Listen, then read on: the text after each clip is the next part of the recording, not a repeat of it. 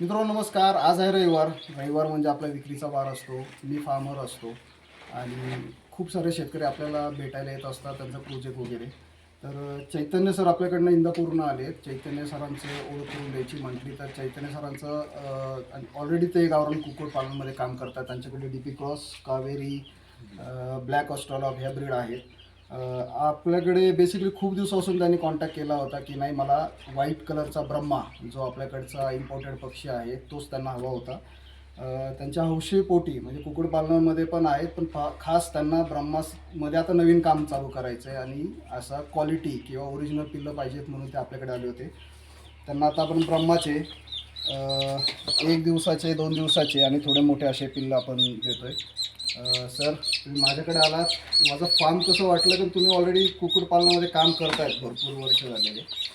तुम्हाला माझं फार्म कसं वाटलं आणि बेसिकली ज्या ब्रह्मासाठी इतके दिवस तुम्ही थांबल्याने आलाय ते तुम्हाला कसं वाटतं? ब्रह्माच्या बाबतीत जे सगळे इन्क्वायरी पुढे केली, या थोडंच पुढे. ब्रह्माच्या बाबतीत जे इन्क्वायरी केली होती हां.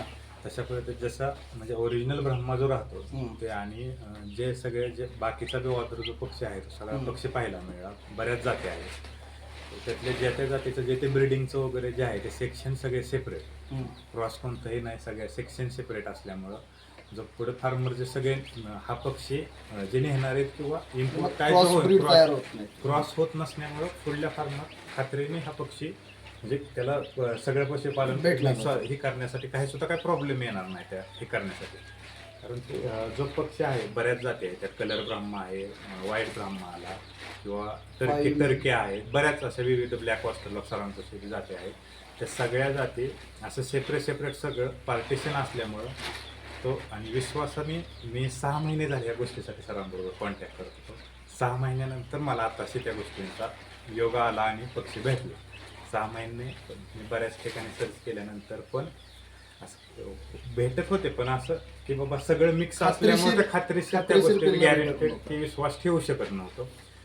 विश्वास जे ठेवण्याचं आहे ठिकाण ते शिंदे फार्मला काय विजिट केल्यानंतर कळलं की ते सगळ्या गोष्टी मेंटेन आहेत आणि शिक्षणानुसार त्या गोष्टी सगळ्या केलेल्या आहेत सरांनी. आता थँक्यू सो मच. ब्रह्माचे जरी तुम्हाला ओरिजिनल पिल्लं आता याच्या पुढे सरांनी जर विकायला काढले तर ते त्यांचे ॲड करतीलच त्यांच्या याच्यावर.